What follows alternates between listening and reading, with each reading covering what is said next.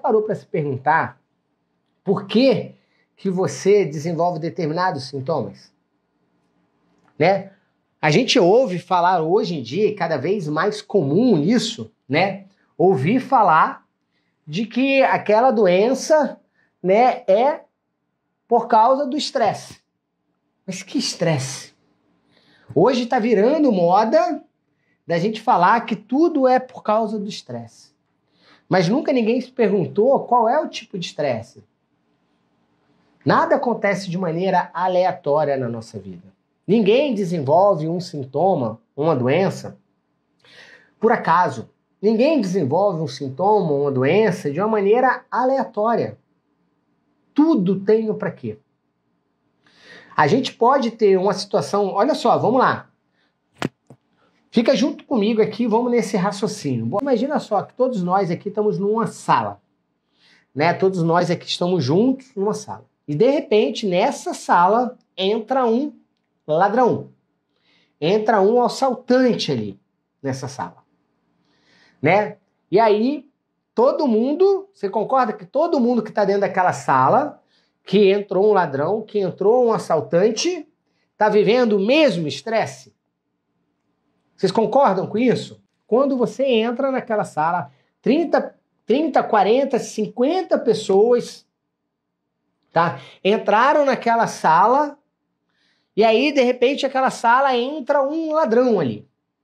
Você concorda que essas 30, 40 pessoas estão vivendo o mesmo estresse? A mesma situação estressante? Eu quero trazer você comigo nessa linha de raciocínio, para você poder compreender o que faz você ter gerado uma dor de cabeça, o que faz você gerar um câncer no intestino, o que faz a outra pessoa gerar, né, um câncer ali, né, no útero. Gente, a situação é a mesma. Se eu tenho nós aqui, 35 pessoas, 36 agora, e subindo, né, eu quero ver quando chegar a 100 ali. Mas se a gente colocar essas 100 pessoas que vão estar aqui com a gente, nessa live, colocar todo mundo trancado numa sala e um assaltante entra, a situação é igual para todo mundo. Agora, nem todos vão gerar o mesmo sintoma. Nem todos vão ter o mesmo adoecimento. Por quê? Porque não é a situação que a gente vive que gera o processo de adoecimento. Anota aí. Anota grande, bem grande ali, para você ter isso muito claro. Não é a situação que você vive que gera o processo de adoecimento. Não é a situação que o teu cliente vive que gera o processo do adoecimento. E sim a percepção daquela situação. A gente pode ter 100 pessoas vivendo a mesma situação, porém, cada um pode ter uma percepção diferente. Cada um pode ver aquela situação de estresse com uma intensidade diferente. Entenda isso. Então, o que gera o nosso processo de adoecimento, e é isso que eu quero que você entenda, o que desenvolve o teu processo de adoecimento não é a situação que você vive, mas a maneira com que você está percebendo aquela situação. O que ativa os nossos programas arcaicos, o que faz a gente ativar aquelas zonas do holograma que eu falei no nosso cérebro, para que eu atinja um determinado órgão ou tenha um determinado sintoma, é a minha percepção para aquela situação. Por isso que às vezes você vai ter pessoas que vivem uma determinada... uma família. Vamos lá, imagina só, uma família... Junto comigo. Uma família, um pai morre. Nessa família, existiam 4 irmãos. E o pai morreu. Um irmão pode ter desenvolvido um tumor no fígado. Um outro irmão pode ter desenvolvido Vamos pensar aqui junto. Pode ter desenvolvido uma síndrome do intestino irritável. Então, um teve um tumor do fígado, um teve a síndrome do intestino irritável, um outro pode ter gerado uma capsulite adesiva no ombro e o quarto pode não ter gerado nada. Ó, um gerou um tumor no fígado, o outro gerou, né, uma síndrome do intestino irritável, o outro pode ter gerado uma capsulite adesiva e o outro não gerou nada. Poderia ser um câncer de pulmão, por exemplo, também, Anabel. Poderia ser. O que está mudando? A situação é a mesma, a morte do pai. O que fez um gerar um câncer no fígado? O que fez o outro gerar uma capsulite adesiva? O que fez o outro gerar uma síndrome do intestino irritável? E o que fez o outro não gerar nada? A maneira com que cada um percebeu aquela morte do pai. Aquele que gerou um tumor no fígado percebeu aquela morte do pai como uma falta, como uma carência. Aquele que provia a casa, aquele que colocava dinheiro na casa, aquele que garantia a nossa sobrevivência, aquele que colocava o alimento na mesa, morreu. E agora, quem vai colocar esse alimento? Agora, quem é que vai prover a família? Quem vai cuidar da gente? Quem vai ali ter colocar aquele alimento para mim? Esse está estimulando a área que está localizada do fígado. Ele está vivendo um conflito de carência, um conflito de falta. Enquanto ele estiver vivendo aquele conflito de falta, ele está mandando uma informação bioquímica através de neurotransmissores ali para as células do fígado produzir mais células do fígado para tentar estocar mais energia, para tentar estocar ali. Lembra, o fígado é o nosso celeiro. Aquele que desenvolveu uma síndrome do intestino irritável, ele está vendo aquela situação como uma situação de sujeira, como uma situação de sacanagem, uma situação de que eu não quero assimilar algo para a minha vida. Por quê? Porque o intestino, ele é o órgão responsável por assimilar os nutrientes. Então, olha só, eu tenho dentro do meu trato gastrointestinal, do meu tubo digestivo, órgãos que são responsáveis por digerir o alimento, para transformar em pequenas partículas, e eu tenho estruturas que são responsáveis por assimilar aqueles nutrientes. O órgão que é responsável por assimilar os nutrientes é o meu intestino. É ali a nível do intestino que eu assimilo o que foi digerido no estômago, o que foi digerido no duodeno, e o intestino ela tem essa função de assimilar.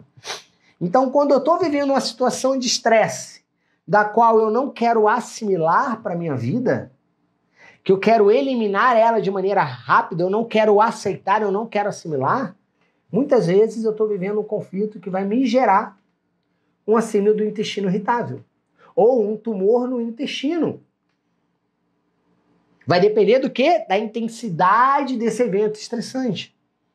Da maneira com que eu estou percebendo aquilo. Então eu não quero aceitar isso, eu quero eliminar aquilo rápido. Qual é uma das sintomas que a gente tem do síndrome do intestino irritável, gente? Diarreia. Inflamação no intestino. Por quê? Porque eu estou vivendo alguma situação, ou eu vivi alguma situação da qual eu não queria assimilar. Eu não queria absorver para a minha vida. Então, esse segundo filho que desenvolveu a síndrome do intestino irritável, o que aquele sintoma quer dizer? Que ele não está conseguindo assimilar a perda do pai. Que ele não quer aceitar aquela perda do pai. Ele não quer incorporar aquela perda do pai para a vida dele. Porque sim, porque agora ele está num outro momento. A todo momento a gente está vivendo estados da nossa vida. Quando a gente fala que a gente está se renascendo, a todo momento eu posso criar um novo Rodrigo. Você pode ser um novo ser, porque a todo momento a gente está vivendo situações diferentes. Então, sim, existia um Rodrigo antes da perda do pai, e existe agora um Rodrigo que não tem o pai. A minha capacidade de assimilar isso, de aceitar isso, é o que pode me distinguir entre ter um Rodrigo que tem um intestino irritável, tem uma fragilidade no intestino, tem uma inflamação no intestino, e um Rodrigo que não tem, que o intestino tá legal.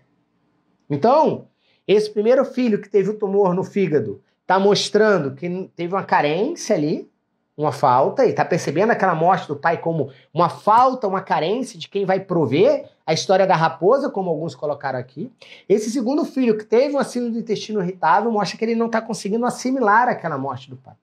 O terceiro filho, que teve ali, ó, a diverticulite, ó, A Carol colocou aqui diverticulite, eu repeti aqui, ó, mas aquele terceiro filho que teve a capsulite adesiva, muitas vezes o que é a capsulite adesiva, gente? Para quem teve? É o ombro congelado. O ombro congelado impede que aquele cliente muitas vezes faça um movimento de abdução, que faça um movimento ali, ó, de flexão. Ele está mantendo aqui aquele ombro fixo. O que é aquilo ali? Eu estou num sentimento de impotência e de desvalorização onde eu não fui capaz de proteger meu pai. Eu não consegui manter ele debaixo das minhas asas para eu proteger ele, para eu cuidar dele. Então ele tem esse sentimento de impotência e de desvalorização em proteger. Eu não fui capaz de proteger, de manter ele debaixo das minhas asas. Então isso pode me trazer uma capsulite adesiva. E o quarto filho talvez tivesse uma desavença com o pai e viu a morte do pai como um livramento. Entenda uma coisa, nós como terapeutas e MTI, uma das coisas que a gente aprende é não julgar. Então talvez agora você pensou, nossa Rodrigo, que quarto filho é esse? Viu a morte do pai como um livramento? Cabe a gente não julgar. Porque a gente precisa entender toda aquela história de vida. Muitas vezes aquele quarto filho estava se sentindo desvalorizado, não estava se sentindo amado, né? O pai, né, muitas vezes agredia ele e agredia todos os outros, mas ele muitas vezes estava vendo aquele ali como uma dor, e aí quando o pai morreu falou, ai, graças a Deus, agora eu não tenho aquele meu pai que me agride. Ou aquele ali, ele se via como responsável do pai e via o pai como um peso, porque ele estava se colocando numa outra posição hierárquica. E aí ele via que a vida dele não fluía, porque o meu pai só me suga, só me suga, só me suga. E aí quando o pai falece, ele olha e fala, nossa, agora eu posso tomar a minha vida para mim. Eu posso viver a minha vida. Então ele viu aquela perda do pai como um livramento. Então, gente, o que eu quero trazer com essas histórias que eu estou contando para você? Né, para que você possa visualizar junto comigo que o que gera um processo de adoecimento não é a situação que a gente vive. E muitas vezes, em muitos terapeutas, o erro da maioria deles é querer ver a situação e não buscar a percepção.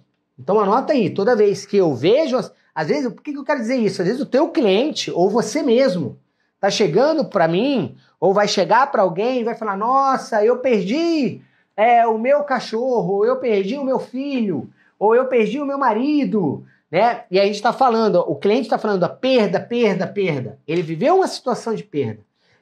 Mas o nosso foco não é estar na situação de perda. É estar na maneira com que ela percebeu aquela perda. Ela pode realmente ter percebido aquela perda como uma separação, algo abrupto ali, intenso, como ela também pode ter visto aquela perda como algo injusto, como um sentimento de impotência, como uma situação de raiva, né, com uma não aceitação, e cada uma dessas percepções podem estar gerando sintomas diferentes.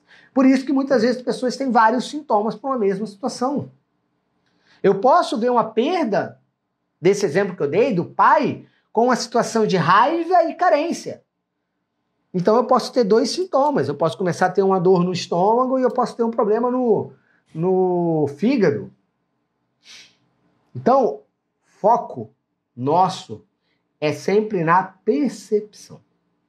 Ficou claro, gente? Conseguiram entender qual a diferença que a gente muitas vezes tem aqui entre, né, o porquê que determinadas pessoas têm determinados sintomas e doenças e outros que às vezes até viveram situações semelhantes desenvolvem outros sintomas? O nosso foco de tratamento como terapeuta em MTI não é tratar a doença. E eu não vou me cansar de repetir isso. Não é tratar a doença. Não é suprimir os sintomas. Sim, olhar para a pessoa. Olhar para o indivíduo.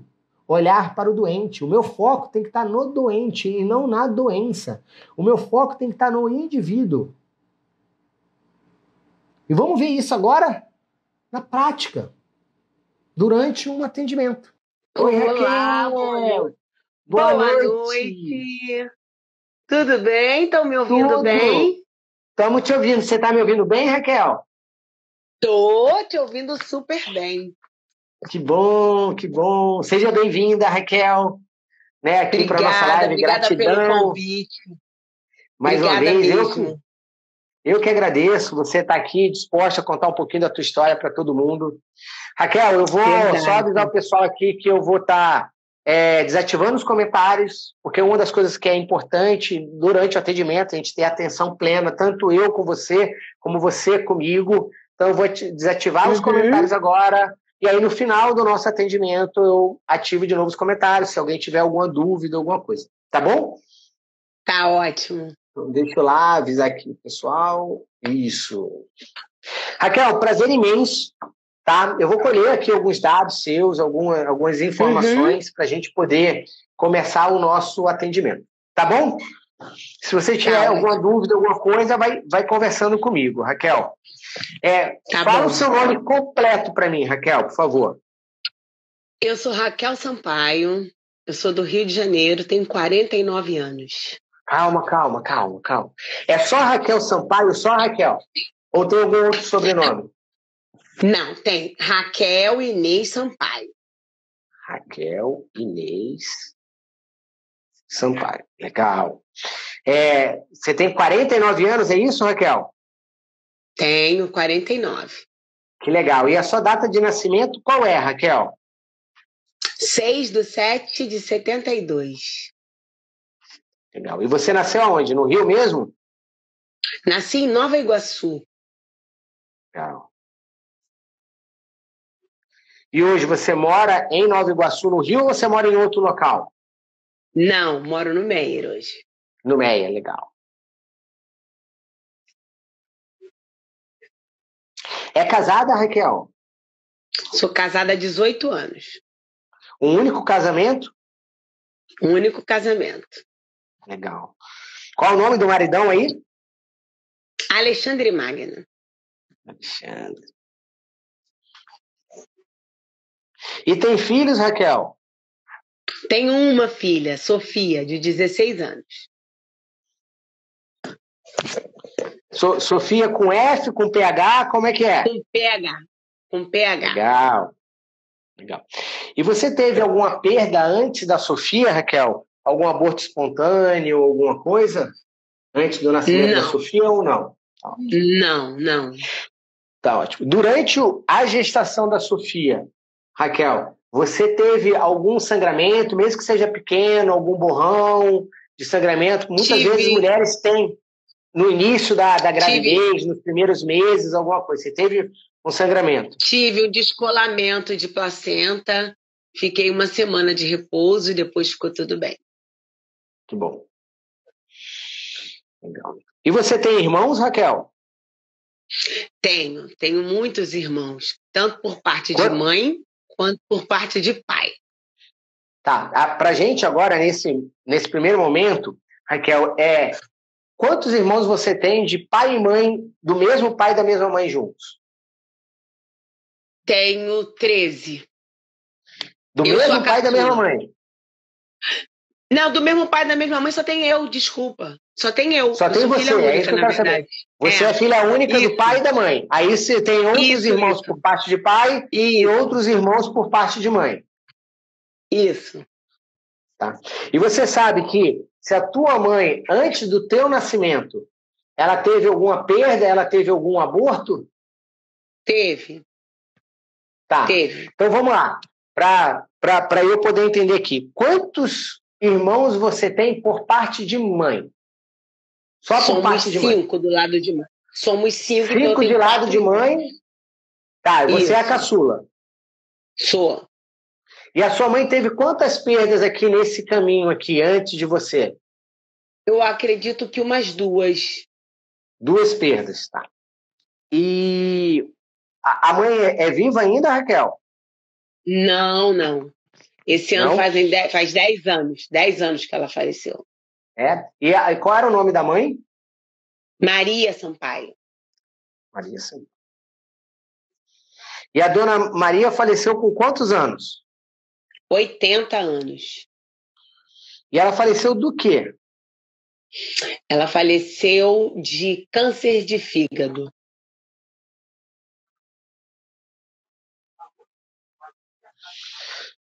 E o pai é vivo ainda, Raquel? Não, morreu há 29 anos. E qual era o nome do pai? Castriciano. E seu Castriciano tinha quantos anos quando ele faleceu? Tinha 66. 66? E ele faleceu do quê? Acidente automobilístico.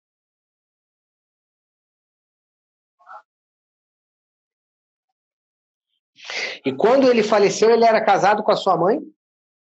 Não. Ou eles eram separados? Isso. Eles Tá. nunca foram casados. E nesse acidente que ele faleceu junto com a mãe das minhas irmãs. Entendi. A sua mãe trabalhava, Raquel? A minha mãe trabalhou muito até eu nascer. Como eu era caçula, ela ficou cuidando de mim e os meus irmãos já estavam maiores, aí todo mundo trabalhava. Trabalhou muito. Tá ótimo. E seu pai e a sua mãe, eles nunca foram casados, mas eles chegaram a morar junto? Como que é isso? Como que foi isso, Raquel? Não. Nunca. Quando minha mãe conheceu meu pai, ele já tinha uma família com 8 filhos. Mas ele foi o grande amor da vida dela. E ela tinha 4 filhos, que ela cuidava também sozinha, do primeiro casamento dela. E ela decidiu que ela ia ter um filho. No meio do caos, ela decidiu. E o filho sou eu. Então você é a filha do grande amor da vida da tua mãe? Sou.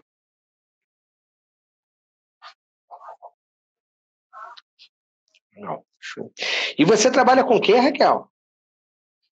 Hoje eu trabalho com alimentação saudável, tenho uma cozinha especializada para o pós-operatório do paciente bariátrico. Legal. Eu faço toda a dieta do pós-cirúrgico, e sou terapeuta e trato do apoio terapêutico de inteligência emocional para o paciente bariátrico. Legal. Então, teu foco é os pacientes bariátricos ali. Hoje, meu foco até porque eu passei pela cirurgia há 8 meses. Então, eu mergulhei nesse universo e ganhei esses presentes. E o que te levou a fazer a cirurgia bariátrica, Raquel? Eu descobri que eu estava vivendo há muito tempo acima do meu peso. Eu nunca tive problema de vaidade, eu sempre me amei acima do peso, mas eu descobri que eu estava vivendo na zona de conforto da obesidade.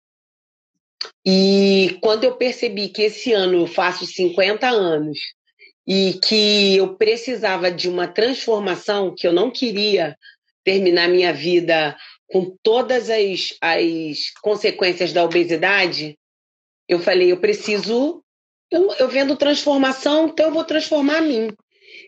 E aí não foi lá só fazer a cirurgia, eu vim fazendo uma transformação interna do que, porquê, dos medos que todo mundo passa.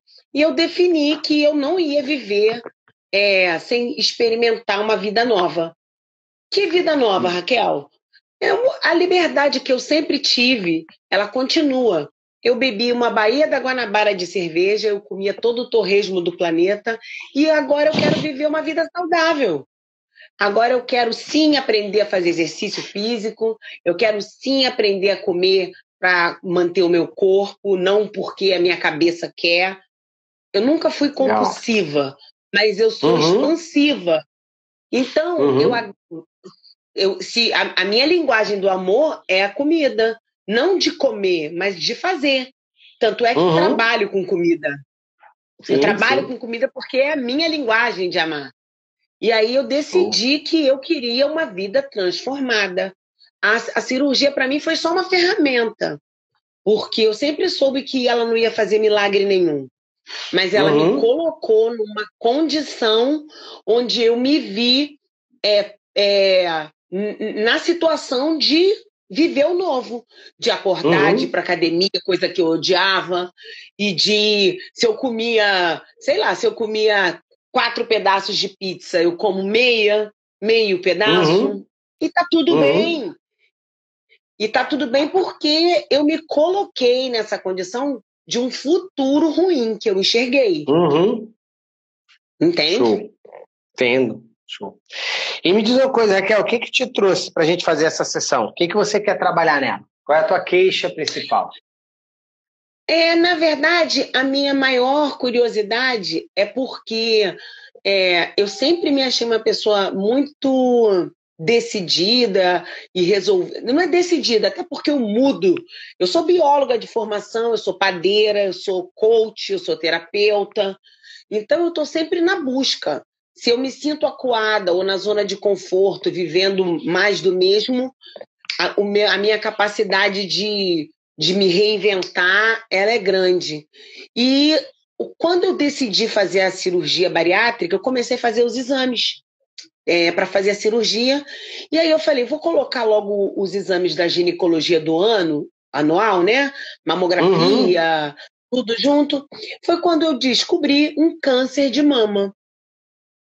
Para minha surpresa, eu descobri esse câncer de mama procurando fazer os exames da bariátrica. E em nenhum momento eu me senti paciente oncológica. Que legal. Eu recebi a notícia, lia o laudo e a única sensação que eu me lembro é de que o meu nome não combinava com aquele resultado que estava embaixo. Até porque eu trabalhei muitos anos com laudos. Eu falava, mas isso não é meu. E então, vamos acender a luz para ver o tamanho do bicho-papão. Vamos acender a luz para ver. E foi no começo da pandemia, eu descobri isso no começo de março, no final de março eu estava operando, e eu não precisei retirar a mama, não precisei tirar nenhum linfonodo, estava tudo muito no começo, não precisei nem fazer quimioterapia, eu fiz só umas sessões de radioterapia, e a partir desse momento, a minha sede de transformação só aumentou, porque você não passa por um câncer e volta a ser a mesma coisa. E aí eu falei, eu não vou mais me calar.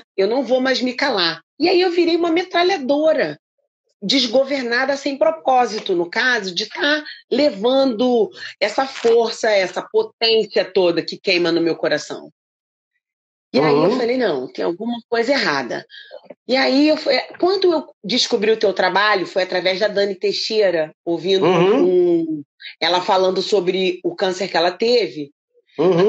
Na mesma hora, eu conectei com você, eu falei, gente, eu tenho uma energia uma frequência energética boa, eu vivo vigiando o meu coração para que ele não viva entulhado, sabe? Que aqui do meu coração tem que fluir rio de água limpa. Por quê? Porque já que ele fala sobre câncer, sobre o sintoma que o meu corpo, a doença que o meu corpo apresentou, eu queria entender no meu inconsciente o que fez esse câncer chegar até mim. O que fez, será?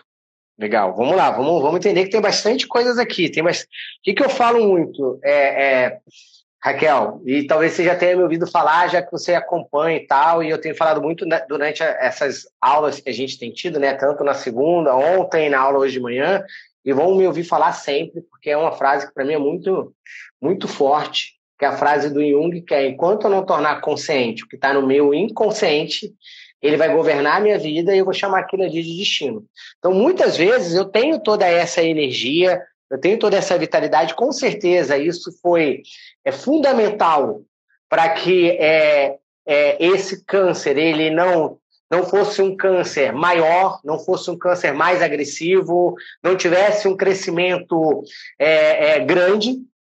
Então, toda essa maneira com que muitas vezes eu percebo, com que eu estou encarando a minha vida, e principalmente quando é positiva, isso tem uma influência no nosso biológico, mas às vezes eu também, as minhas ações, as minhas a atitude é governada pelo meu biológico ali, é o que está por trás, é o que está no inconsciente, que a gente precisa ligar as luzinhas ali. Então vamos lá, para a gente poder. Primeira coisa que eu quero entender: esse câncer de mama, Raquel, ele era um câncer ductal, do ducto, ou era um câncer de glândula mamária? Ele era ductal. Ductal. 75% dos cânceres são ductais, mas só para confirmar, por quê? Porque são situações diferentes. São conflitos diferentes, percepções diferentes que eu tive para poder gerar aquele câncer ductal. Legal. E era em que mama? Esquerda ou direita? Esquerda. Esquerda. Legal, esquerda. Tá. Ó, eu vou pedir para você fazer uma coisa, Raquel. Eu vou pedir para você fechar os olhos. Eu quero que você imagine que você está no aniversário da tua filha, né, da Sofia, mas quando ela tinha lá 3 aninhos de idade, 2 aninhos de idade, 4 aninhos de idade, e que chegou o momento do parabéns. E que você começou a cantar parabéns com ela e aplaudir ali ela no parabéns. Eu queria que você repetisse esse gesto de aplaudir ela, visualiza que você está nesse momento do parabéns e bate palma. Só que bate palma um pouquinho mais alto para eu poder ver a tua mão você batendo palma. Tá ótimo. Tá, pode abrir os olhos. Faz um favor para mim. O teu lado, para mim, o teu lado esquerdo, esse lado que está aqui, ó, ele é teu lado esquerdo ou teu lado direito? O outro lado. Direito. Tá. Direito. Show. Vamos lá, Raquel. Duas coisas para a gente poder entender aqui, tá? Como que é o método, para você entender todo o método também, todo mundo que está vendo aqui entender a base do método. O método é um passo a passo. Então, a primeira coisa é o I, que é o identificar. O que um câncer ductal ele representa, tá? Então, o câncer ductal, o que ele representa ali, os conflitos emocionais, as situações de estresse que estão por trás e que fazem gerar um câncer ductal, são situações de separação, né? Ou um medo de separação, ou um medo que arranquem algo de mim, que tirem alguém de mim, né? Então, ele tem essa conotação, porque assim, qual é a função do ducto da mama? É eu poder levar o leite, que é produzido pelas minhas glândulas mamárias, para nutrir. Então, o ducto se arrancam alguém de mim, eu não posso mais nutrir aquela pessoa. Eu não posso mais alimentar aquela pessoa. Então, eu preciso dar o maior aporte possível. E aí, quando eu falo alimentar, é entender que nós vivemos pelo que é real, pelo que é simbólico e pelo que é virtual. Então, a nutrição pode ser o amor, pode ser o carinho, pode ser a proteção. Então, arrancaram alguém de mim, que é esse conflito de separação, tiraram alguém de mim, me separei de alguém, agora do qual eu não posso mais nutrir. Ou eu não tive a capacidade de nutrir rápido ou bastante, porque se imagina só, se eu tenho uma cisterna, que é a glândula mamária, e tem um cano fininho ali. Então, é como se eu não conseguisse colocar aquela água da cisterna rápido pelo aquele cano. Entende? Então, quanto maior for o cano, mais eu consigo nutrir, mais eu consigo alimentar, e aí eu não tenho essa separação, eu não tenho essa perda. Tá?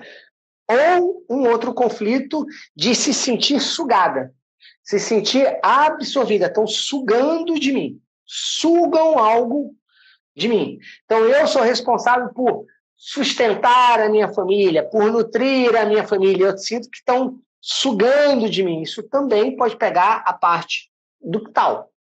Vão sugar até eu... até a minha última célula, ao meu último gota. Minha última gota. Tá? Essa é a informação do ducto. Só que o que é importante você entender, Raquel, o câncer, esse tipo de câncer, ele não aparece quando você está vivendo a situação de estresse. O câncer ductal, ele aparece depois que eu resolvi a situação de estresse. Ele é um câncer resolutivo. Então, durante a fase de estresse, a fase de conflito, O ducto, ele está necrosando, ele está tentando dilatar, eu estou tentando aumentar a luz daquele ducto para continuar podendo nutrir, para eu não ter essa separação, para eu não ter essa perda, para eu não ter esse arrancamento. Ou, se eu estou sentindo que estão sugando de mim, eu estou tentando aumentar a luz do túnel para dar aquela situação de saciedade e ninguém mais precise sugar algo de mim, porque eu já nutri o que eu precisava. Quando eu saio do estresse, aquilo que foi necrosado para poder ter o aumento do ducto, ele é proliferado para eu poder ter a restauração do ducto. E aí, nessa proliferação, é que muitas vezes aparece o câncer ductal, ou aparece as microcalcificações nos ductos. Então, as pessoas que fazem a mamografia e vai aparecer as microcalcificações. Aquilo mostra que aquela pessoa estava vivendo sempre um conflito de possível perda, de possível separação. Tá? Lembra que eu pedi para você fazer um teste de aplauso para bater palma? Isso era para ver a tua lateralidade cerebral. Então, a gente tem como base, né, o Hammer, que foi um grande pesquisador, que fez as 5 leis biológicas, que trouxe a nova medicina germânica, e uma das bases da metodologia, do método MTI, é as 5 leis biológicas, é a nova medicina germânica do Hammer, né? Ele estuda que ele fala que a gente tem um hemisfério cerebral de base para interpretar situações de estresse. O seu hemisfério de base, Raquel, é o hemisfério esquerdo do cérebro. Você bate palma com a mão direita, na mulher cruza. Então você vai para o hemisfério esquerdo. O hemisfério esquerdo do cérebro é o hemisfério feminino. Então, a energia feminina é a energia de base da Raquel. E a energia feminina é a energia do quê? De trazer para dentro, do cuidar, de muitas vezes, como eu posso falar, de sedutora, de seduzir, de trazer. Então, a mulher dessa, muitas vezes, ela é uma mulher muito sedutora, que gosta de se cuidar, é muito vaidosa, né? E tem como principal território a família. Então, o principal território da Raquel é a família.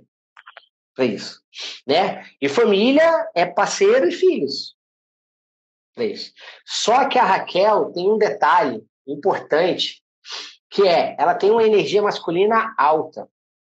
Você tem uma energia, Raquel, de confrontamento, de que eu vou para a luta, eu vou para a aquisição. Por que dessa energia, Raquel? Porque, por mais que você seja a 5ª filha da tua mãe, viva, ela teve 2 abortos. E os abortos, independente se são provocados ou espontâneos, eles entram no que a gente chama da grade familiar. Então, eu tive 2 abortos, mais 5 filhos. E a Raquel é a caçula. Então, na verdade, ela ocupa a 7ª posição dessa grade familiar. E quem ocupa a 7ª posição está sob uma influência de uma energia masculina ali, que é uma energia territorial. Então, a Raquel é aquela que é devoradora, não chega próximo do território não, que eu avanço mesmo, eu vou. Apesar dela querer ser cuidada, apesar dela querer proteger, dela ter toda essa situação. E mulheres que ocupam a 1ª posição da grade familiar, a 4ª posição da grade familiar, a 7ª posição, que ocupam essa coluna, arcaicamente, Raquel, essa coluna era para ser ocupada pelo sexo masculino e não pelo sexo feminino, por causa dessa energia de confrontamento.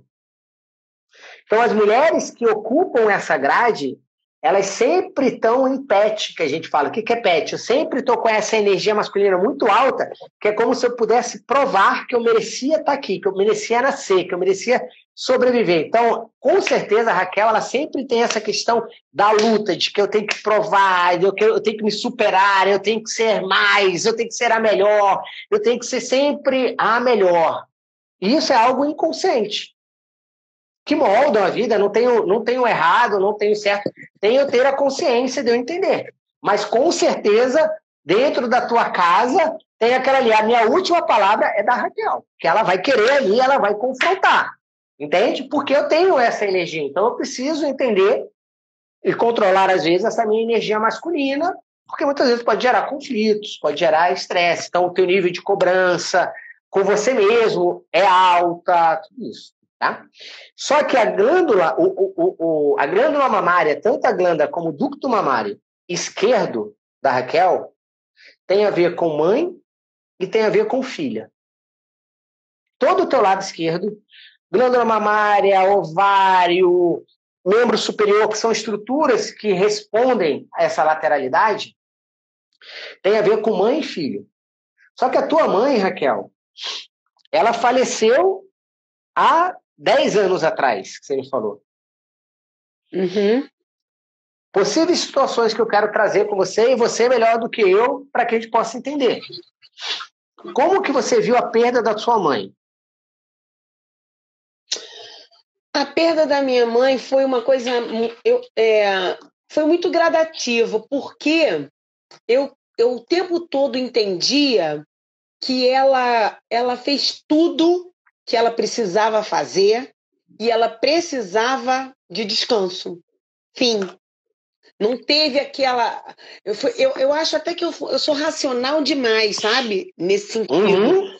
Porque eu não tenho aquela coisa, eu queria tanto... Eu não queria mais que ela ficasse aqui sofrendo as dores que ela estava sofrendo.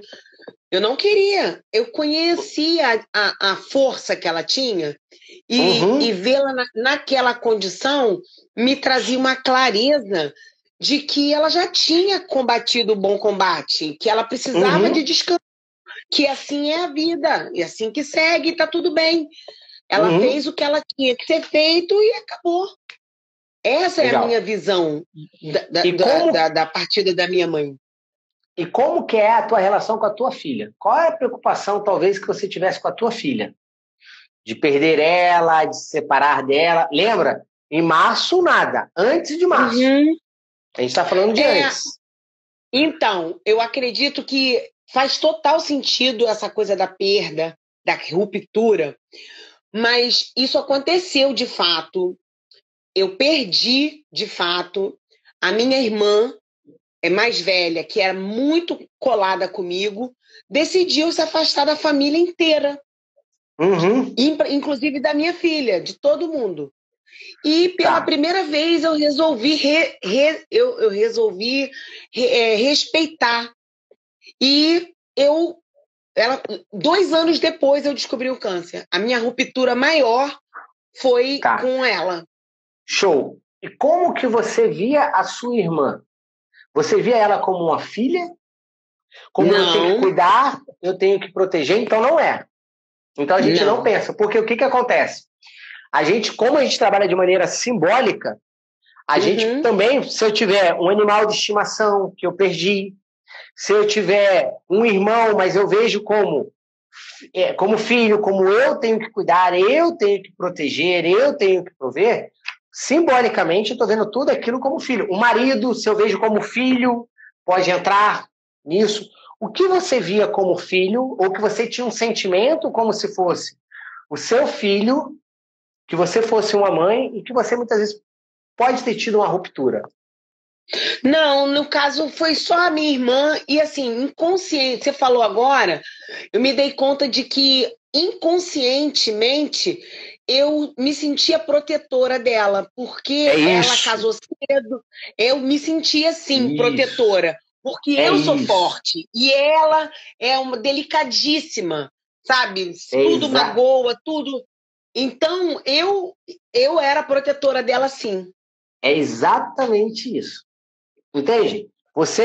Quem faz a função de proteção dos filhos? Verdade. É a mãe. A mãe. Entende? Então, o fato de eu me ver como uma protetora, eu sei, às vezes não é só protetora, você vai ter outras pessoas, eu vou dar exemplo, porque a gente tem pessoas na live que podem se identificar, mas aquela pessoa que se vê como um porto seguro, as coisas só andam se eu estiver presente, as coisas só vão se eu for, tudo isso está se colocando na posição hierárquica maior, como se fosse a mãe. A mãe para proteger, a mãe para fazer. Então, como o nosso cérebro, Raquel, ele não distingue o que é real do que é simbólico, eu ter essa percepção frente à minha irmã fez o meu cérebro inconsciente, nosso inconsciente biológico, né, produzir esse ducto. Porque assim, eu preciso ter um ducto largo no primeiro momento, porque eu tive a separação da minha irmã. Então eu preciso ter um ducto largo para poder nutrir o que for suficiente para tentar manter aquela relação. Só que quando você entrou na resolução dela, você desenvolveu o câncer de ducto mamário. Então, o teu câncer é resolutivo. O que isso mostra? É que você não está mais no conflito. Você não está mais no estresse. Uhum. Tá?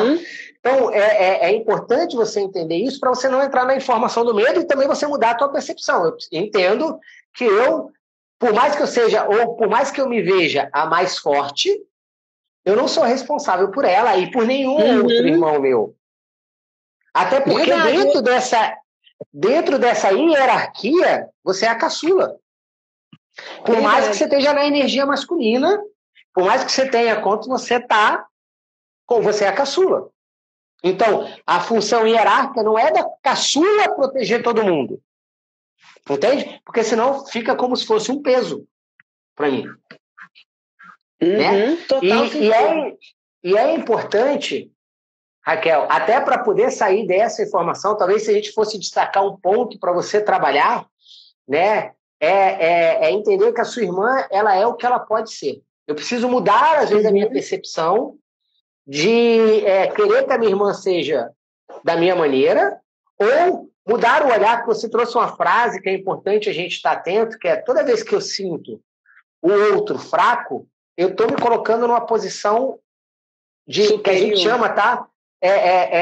Desculpa a palavra, mas é a palavra que a gente usa, mas toda vez que eu vejo o outro menor do que eu, principalmente quando está dentro do meu sistema familiar, eu me coloco numa posição de arrogância sistêmica. Eu sou o maior, eu sou o superior para isso. E aí muitas vezes eu carrego um fardo, eu carrego um peso. É justamente eu ter me sentido superior que fez o câncer aparecer. Se eu estivesse na minha, entendesse que a minha irmã dá o melhor que ela tem, que não é a minha função de cuidar dela e tudo, a minha função é de cuidar de quem? Da minha filha. E mesmo assim ela já tem 16 anos, ela já está tendo o papel dela, ela já é um ser consciente ali.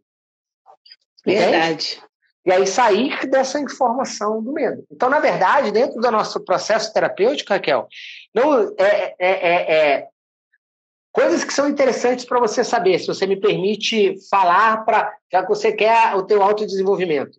Por que o Inês do teu nome, Raquel? O Inês do meu nome era porque a mãe do meu pai se chamava Inês. E a mãe do teu pai, ela faleceu com quantos anos?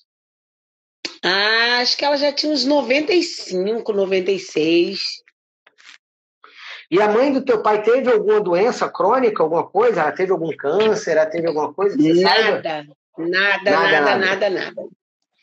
Porque quando a gente tem dois nomes assim, né, a gente não tem nomes de maneira aleatória. Nomes compostos de maneira aleatória. Como você tem um nome que era da mãe do teu pai, muitas vezes a gente pode ter uma ressonância. Então, às vezes, com 48 anos de idade, a dona Inês, que é a mãe do seu pai, poderia ter desenvolvido um câncer. E você podia só ter, em ressonância, também ter desenvolvido aquele câncer. Entende? Não é o teu caso. Lembrando para o pessoal que está aqui, não é o teu caso, é só trazendo essa consciência.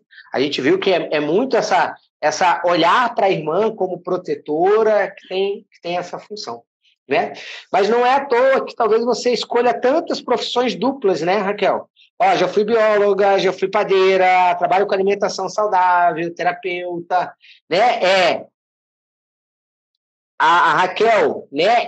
Ele era o grande amor da vida da minha mãe. Então você veio para ser o grande amor da vida de alguém, o fruto de um grande amor da vida de alguém. Então muitas vezes a necessidade de estar sempre protegendo, de estar sempre cuidando, de estar sempre ali, pode ter a ver com esse grande amor ali, porque eu vim para florescer as coisas na vida. Faz sentido, Verdade. Raquel? Total. E eu sou uma pessoa que eu me sinto amada. Eu me sinto amada por Deus todos os dias, é um presente quando eu acordo. E eu aprendi nessa caminhada toda, né, no autoconhecimento, a desenvolver a gratidão, a apertar os botões que fazem o sistema da nossa evolução fluir. É fluindo e transbordando. É fluindo e Que legal. transbordando. E se não tá bom, a gente pega. Toda estrada tem um retorno. Toda a minha estrada sempre tem um retorno. Que Então, legal. não tem porquê se desesperar, não tenho mais. Eu saí dessa linha, sabe? Ah, então você não tem problemas? Não, não é uma questão de problema, a gente tem todo dia, só aquele que morreu não tem mais. Tudo é como você vai lidar com aquele problema. Exatamente, é a percepção. O que você faz com o que fazem com você? Problema todo mundo vai ter. O que você faz com aquilo que fizeram? Isso é que faz a grande diferença, sabe? E eu acho fantástico. E eu acho que isso tudo está ligado ao fato de eu me sentir, não só de eu ser fruto de um amor atribulado, fora nada tradicional, sim. Mas eu me sinto amada. E ponto. E isso que é importante. E gratidão por ter falado isso. Por quê? Porque é a percepção, não aquilo que aconteceu, não a maneira com que aconteceu, que tem, mas como eu me sinto ali, como eu me sinto fruto disso, né? É isso que faz toda a diferença. Raquel, entendeu por que você gerou o câncer de mama ductal esquerdo? Entendi. E eu vou te falar, como você mesmo disse, eu não estou mais no estresse. Exatamente. Então, não estou. E eu já tinha encontrado o caminho para colocar esse comportamento e essa dor. Tanto é que hoje não dói. A falta dela, amo de paixão, mas não dói do jeito que doía. Não dói.